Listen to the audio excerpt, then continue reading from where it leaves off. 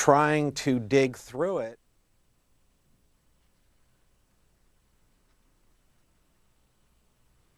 Thank you. Thank you. And a big round of applause for our POWs and MIA.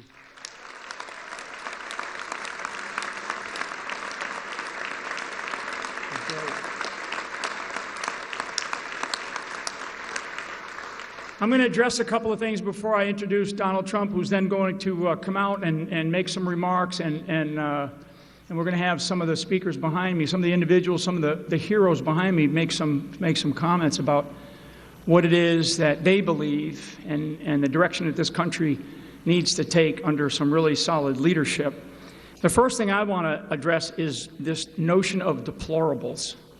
And I will tell you, you know, if it's a badge of honor to wear, and I don't consider myself a deplorable person, but if it's a badge of honor to wear, you know, when you think about the individuals who ran out to Lexington Common and formed up against the British to really begin to sort of to fight for American patriotism, to fight for something that they believed in, or as they trailed back to the North Bridge, and you're all familiar with the shot heard around the world, which is where that shot came from, and they fought back an aggressor at that time.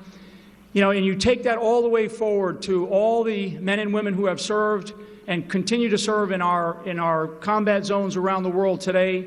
I mean, these are not deplorable individuals. These are individuals who care deeply for our country. And I will tell you, we should continue to respect the idea of patriots and people who are willing to volunteer and give the last true measure of devotion for this country, if required, in order to fight for it. And what we have right now in this country is we have a deficit of leadership in this country right now.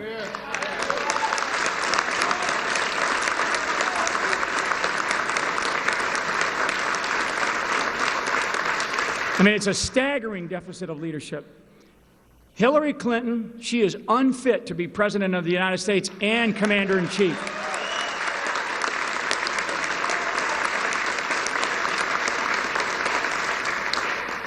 You know, people talk about temperament. Well, I want to tell you, I've known Donald Trump for a while now, and temperament is actually a strength of his, because his temperament is a temperament of winning. It's the idea of winning. If there was a temperament problem for anybody who watched the Commander-in-Chief's town hall a week or so ago, now you saw the temperament rise up in Hillary Clinton.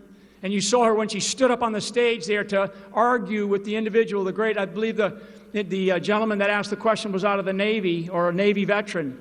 You know, tough question, and she lost her temper. She lost her temper, and that's something that I think we have to pay very close attention to. We cannot have that kind of judgment in the White House.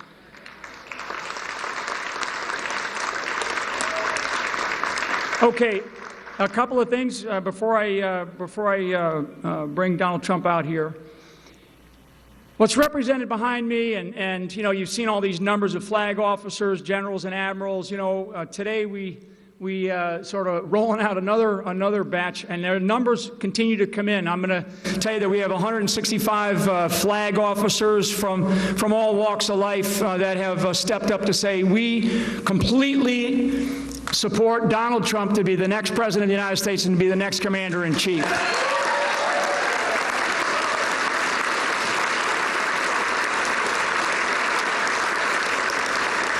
And I will tell you, this is not out of frustration. This is out of determination and resolve to get our country back on track. That's what it's about.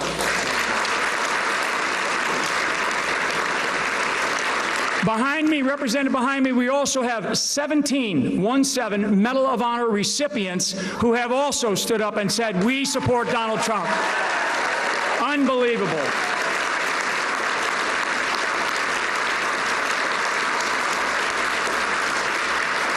So for our military who continue to serve, who I deeply respect, I respect everything that they do. I know Donald Trump deeply respects everything that they do. Our veterans, we have to take much, much better care of our veterans. We have our families. Our families remain sort of that silent group out there who are struggling. I'm telling you, we've met with many military families for, over the last couple of weeks now, and particularly our Gold Star families, and I think we have a couple of Gold Star family members represented in here today. We want to make sure that they are not forgotten, that they are taken care of, and that we do everything we can to just cherish everything that they represent for this country. Okay, so with that, ladies and gentlemen, I want to introduce the next President of the United States, Donald Trump.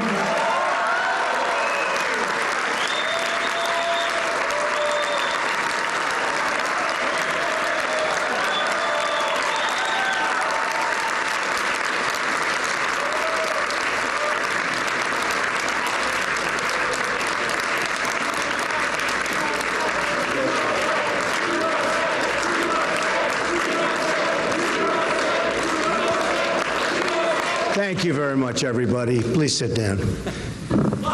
Nice hotel.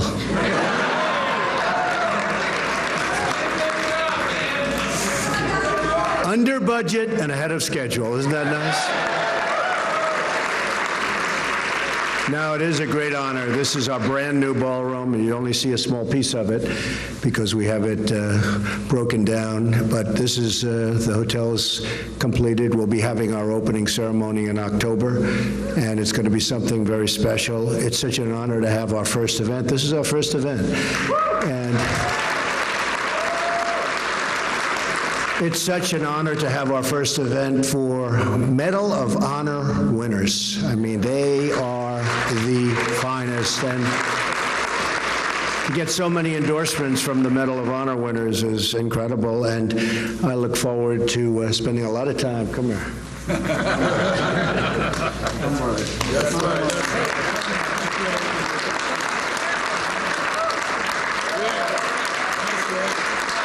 They have a lot more courage than I do, I will say that all the time. But it is such an honor to have this particular ceremony be the first ceremony, because I think when the hotel opens officially, it will be one of the great hotels anywhere in the world.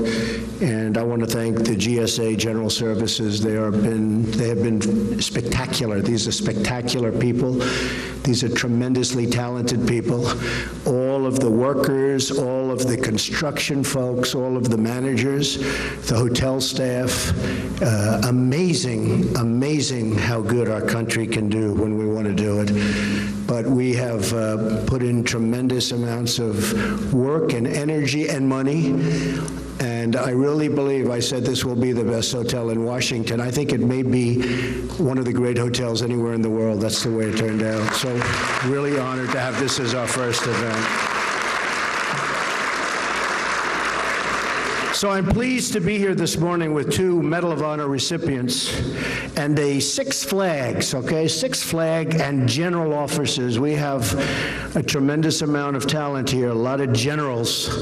And General Kellogg, General Flynn, we have just, the room is stacked with generals and talented people and leaders. I love leaders. The great people represent 120 flag and general officer endorsements. 120. And that number is going up very rapidly. And now 17 Medal of Honor recipients. In addition, that's a tremendous amount of very, very brave people. In addition, I'm honored to be joined by the many veterans that are supporting us all throughout the room. Thank you very much for being here.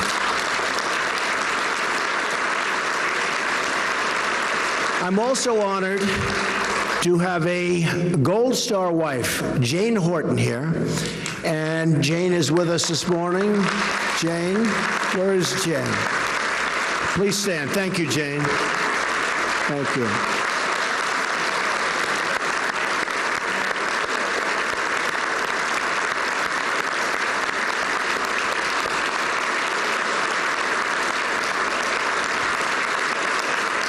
Incredible. Jane lost her husband, Specialist Chris Horton, in Afghanistan on September 9th, 2011. And Jane, it's such an honor to have you here. And I hear so many things about Chris, and he was a winner. And thank you very much on behalf of the country. Thank you.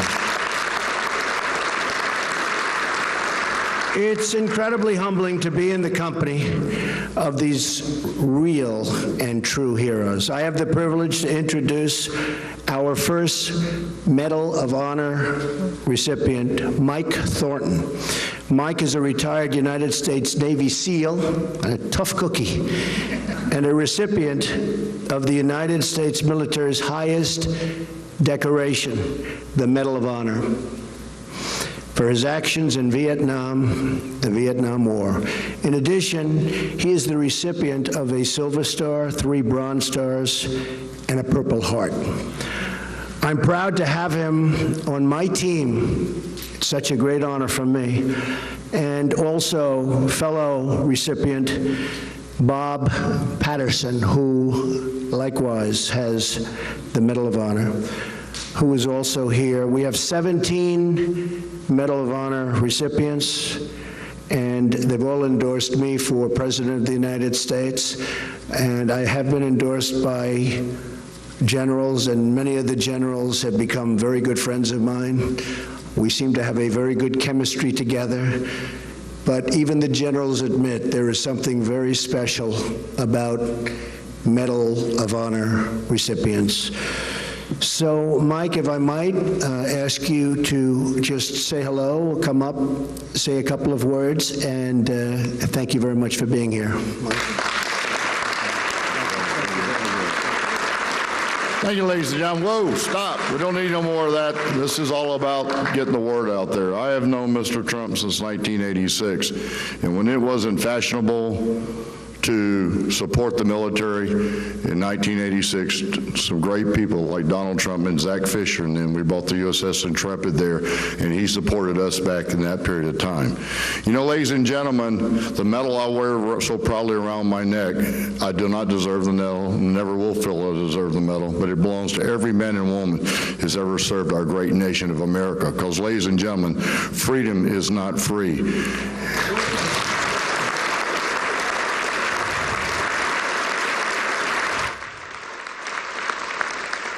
Right now, today is the most trying time in my life, which life is very short, but I've been around for almost 70 years.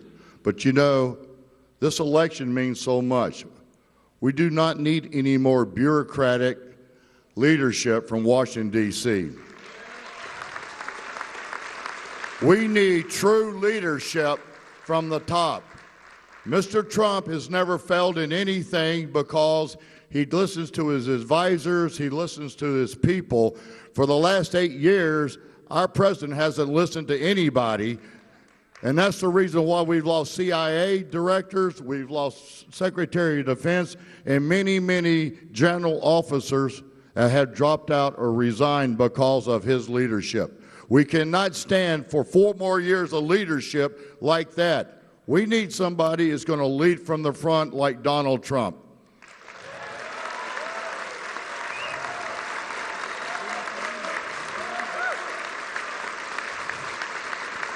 So thank you very much for having us here. God bless you, God bless America, and God bless Donald Trump.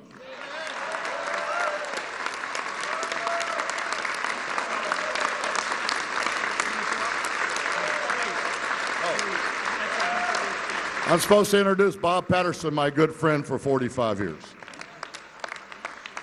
Just like the Navy, can't admit the Army's better. I'm here to tell you something right now. I spent 26 years of my life defending this country. And after that, I spent another 17 years taking care of those veterans who I served with and were still serving, because I worked for 17 years for the VA before I finally retired. I've watched our country take a complete turnaround from where it was. We used to be the shining star on the hill. And we're getting dimmer and dimmer and dimmer. And it's all because of all the bureaucrats here in Washington, D.C. And it's time we send somebody to Washington that knows how to say, "You're fired."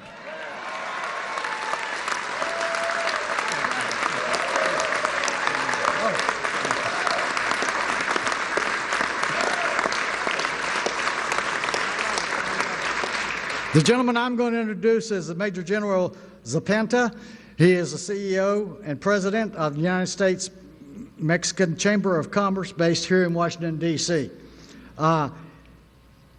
He's held service, many served on many commissions under Presidents Nixon, Ford, Reagan, and both the Bushes.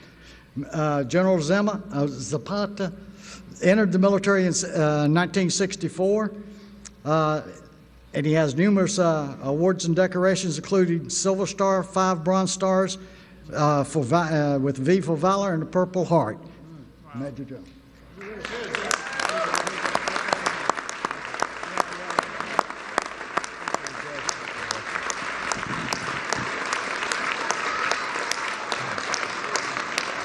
What Bob just did to me, he made me older than anybody up here. Mr. Trump, thank God for you and your leadership. We're going to win this.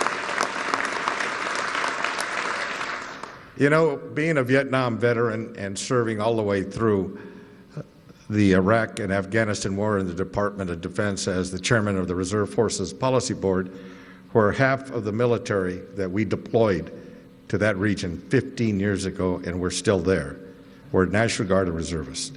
And when they came home, they couldn't use the VA because they were not veterans, because they were still part of their Reserve and National Guard unit. I know the next President of the United States, Donald Trump, will fix that.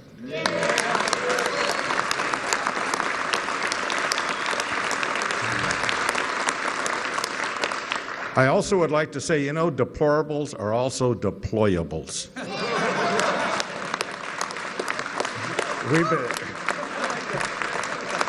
Ladies and gentlemen, it is an honor for me to be here in supporting the next President of the United States who will lead from the front, who has the kind of leadership that we need, is not afraid to make that decision. Ladies and gentlemen, I'm really honored to be with Donald Trump, and I'm all with you.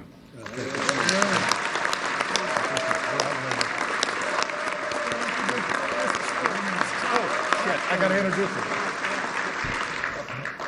I actually probably did this on purpose because this next fellow is really a personal friend and I have immense respect for him. He won his Silver Star in Korea when the North Koreans tried to take over our location there on the DMZ. So he's a very special warrior. He is a Major General. It's my honor to introduce you to Major General Bert Misawa.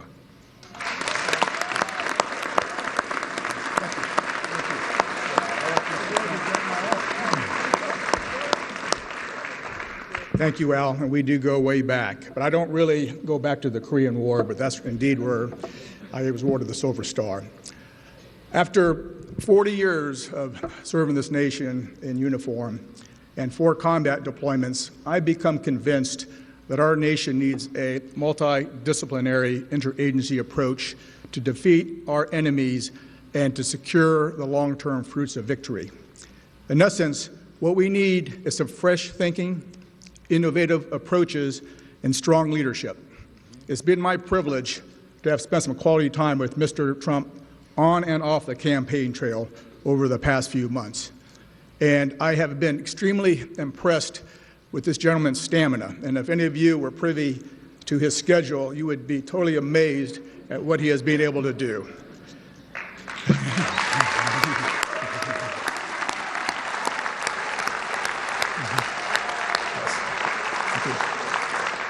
In addition to his stamina, I've been very impressed with his intellectual curiosity and his raw intelligence and his energy and his enthusiasm and, yes, indeed, his temperament. He's got the right temperament that we need in the White House.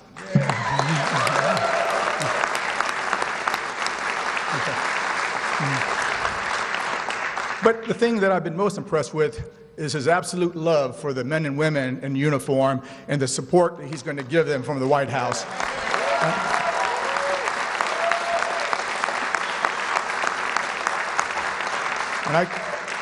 And I can guarantee you the sacrifices overseas and that their families make at home will not be in vain, in addition to the billions of taxpayer dollars that we spend supporting them. And that's why I stand by Mr. Trump to be our next commander-in-chief. Okay, thank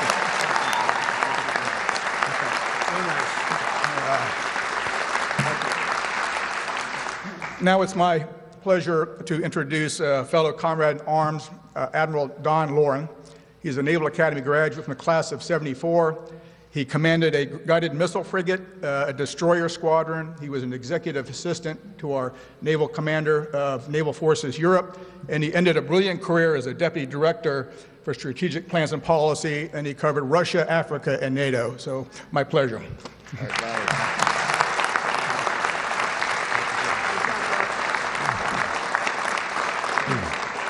Well, thank you, everyone.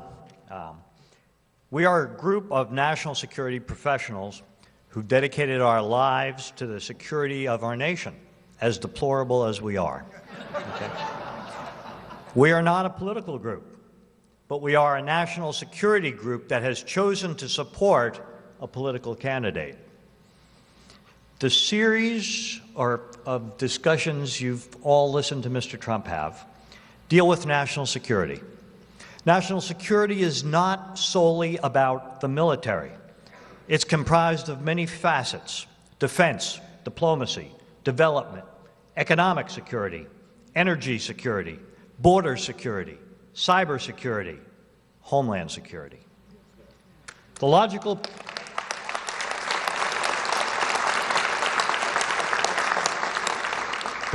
policy presentations that Mr. Trump has delivered over the last few weeks lay out a sound strategic approach to providing the security of the nation and the security of all Americans.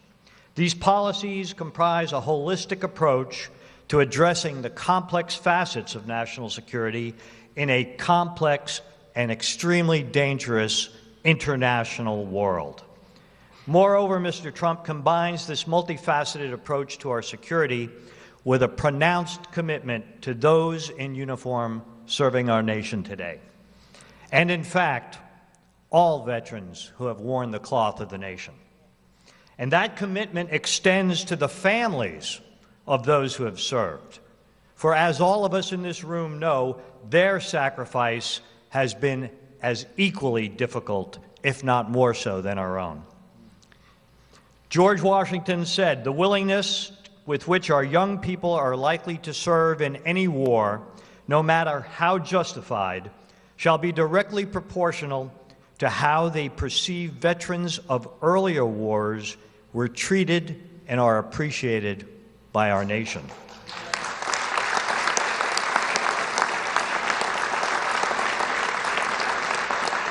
Mr. Trump has embraced those words of our first president. Mr. Trump has also shown an extreme dedication to those that have shouldered the wounds of battle in the service to our nation, and we have several of those people with us today. And he has committed himself to the words of President Abraham Lincoln, words that are emblazoned in the motto of our Department of Veterans Affairs: to care for him who shall have borne the battle and for his widow and orphan. This is why all of us here are assembled to support Donald Trump for president. We have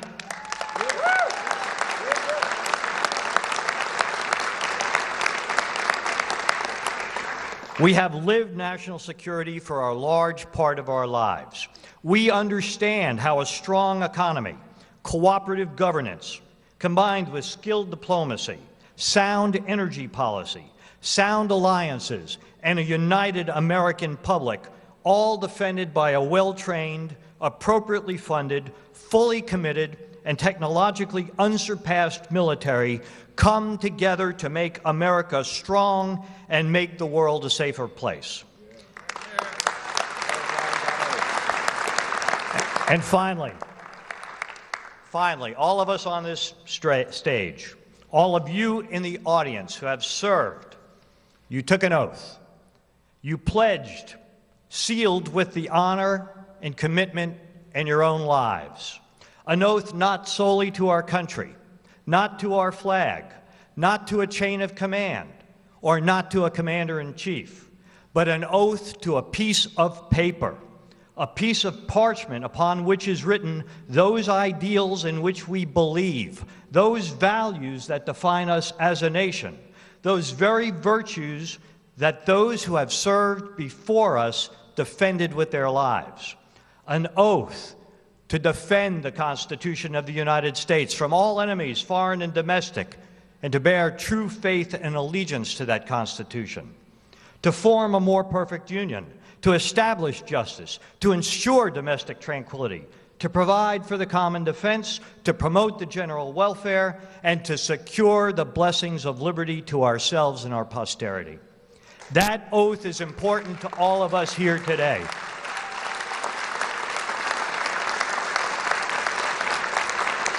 That oath remains the cornerstone of our lives long after we have taken off the uniform. That oath is important to Donald Trump, and he, in fact, will take that very same oath on January 20th, 2017.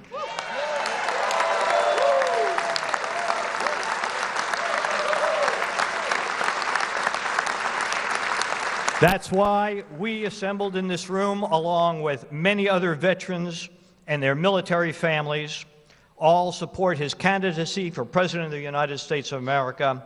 Together, we will all make America great again. Thank every single one of you for your service to our nation, and may God continue to bless our United States of America.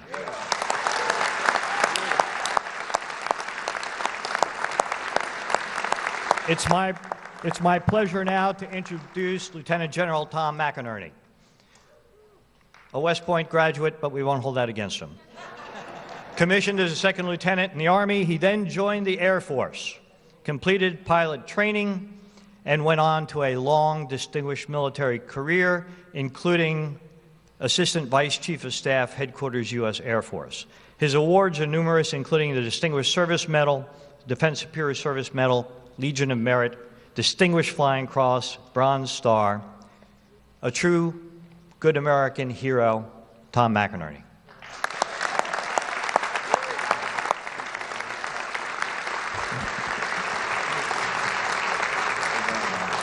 Thank you, Don. It's very simple.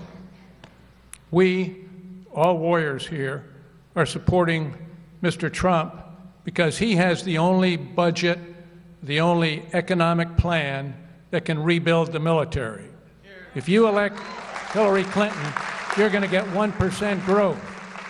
You're going to get 3.5% to 6% growth with this administration because he knows how to take the handcuffs off America's economy. We need that.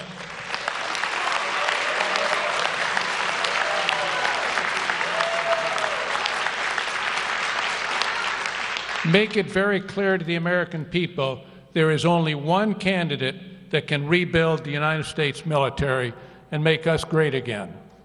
Now, it's my distinct pleasure to introduce Lieutenant General Keith Kellogg, who is on the national security part of Mr. Trump's team.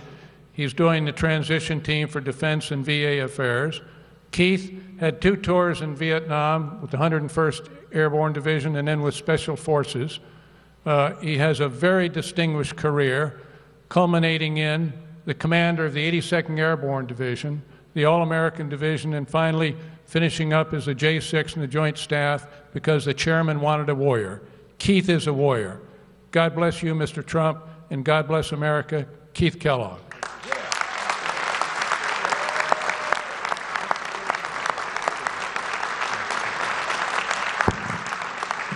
Thank you, and I'm honored to be on the stage today with these great Americans, 2 Medal of Honor winners, 2 of 17 who in the past week have endorsed Mr. Trump to be our Commander-in-Chief. These are men who know the meaning of courage. They know sacrifice, they know character, and they're with us. And I also want to identify again, as Mr. Trump said earlier, Mrs. Jane Horton, a Gold Star wife of Chris Horton. Chris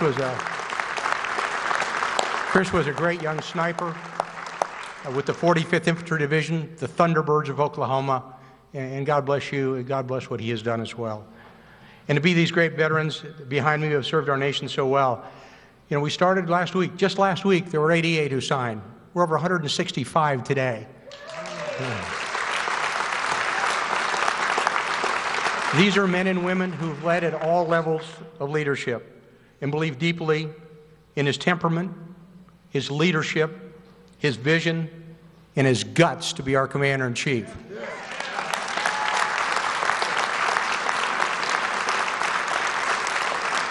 For those of you watching, let me tell you a little bit about the people who support him, the people behind me and the people who are not here, and to the millions of Americans who hopefully are watching. These are commanders who fought in Afghanistan. They fought in Iraq. They fought in Mogadishu. They fought in Panama. We have leaders who've been wounded fighting for this nation. We have leaders who hunted down Saddam Hussein. And one of the commanders we have on our team hunted down and killed Pablo Escobar, the Colombian drug lord. We're in the middle of a change election. It's really quite simple. To those of you here today, to those of you listening out there, and to those of you watching, if you want to keep the status quo with all its failures and promises of more of the same, then you know where you can go. Or if you want to move forward with courage, and be what we can be, what we should be, and what we will be, then you will elect Donald Trump to be President of the United States of America.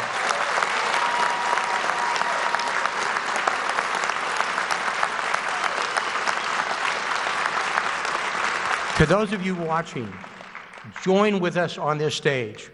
Join those millions who've already stood with us in the past months to carry this man, and with him, our nation, to victory on 8 November. God bless you and thank you.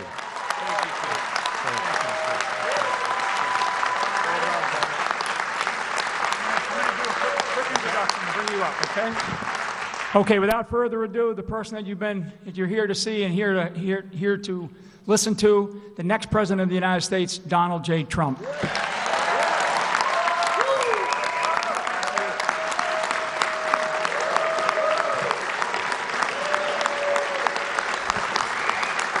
Thank you, everybody.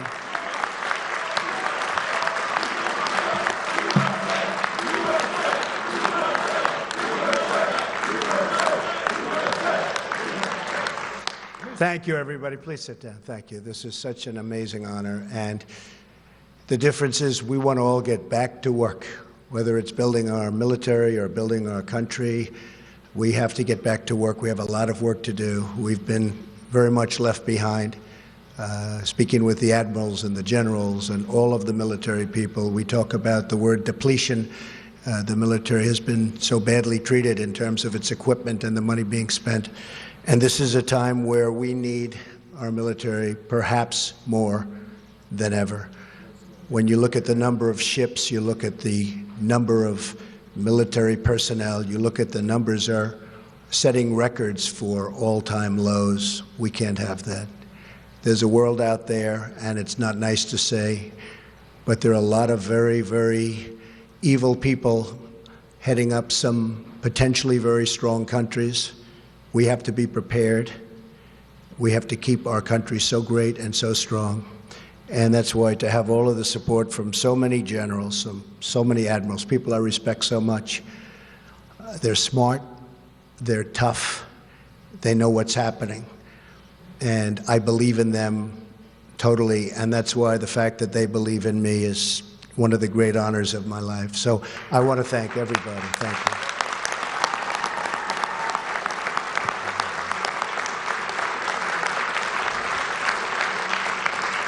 Now, not to mention her in the same breath, but Hillary Clinton and her campaign of 2008 started the birther controversy.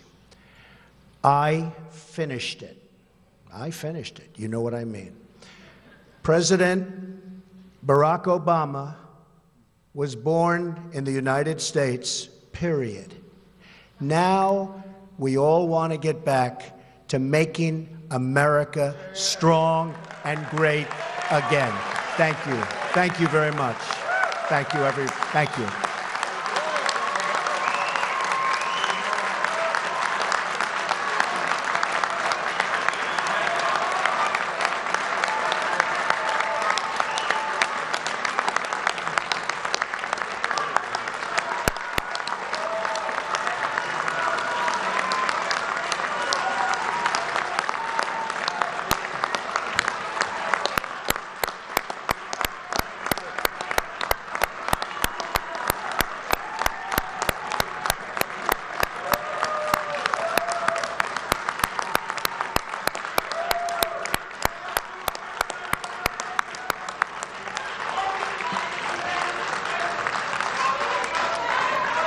Hey, very briefly, I just want to say what the big themes that have come out today.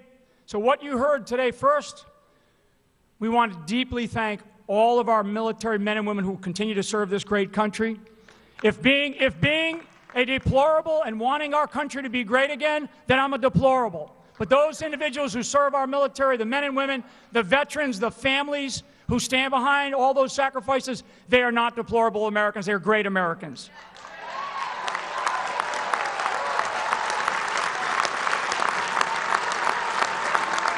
One word came out today in the theme of what you just witnessed. One word came out is leadership. We need leadership desperately in this country.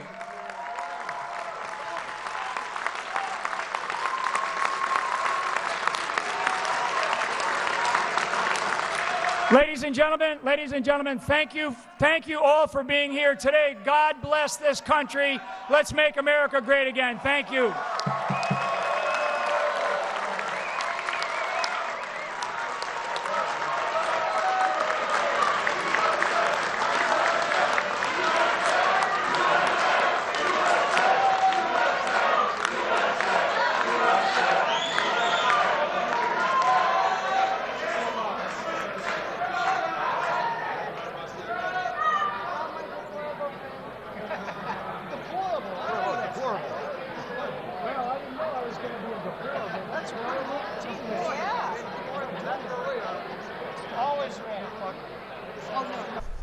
At an event at the new Trump International Hotel, hearing from military supporters of Donald Trump, and Donald Trump saying in his last few statements there, President Obama was born in the United States, period, starting that by saying Hillary Clinton started this in 2008. Hillary Clinton responding with a couple of tweets this morning about that. We know who Donald is. For 5 years, he has led the birther movement to delegitimize our first black president, tweeting further, Barack Obama was born in America, plain and simple. Donald Trump owes him and the American people an apology. Let you know about some of our additional Road to the White House coverage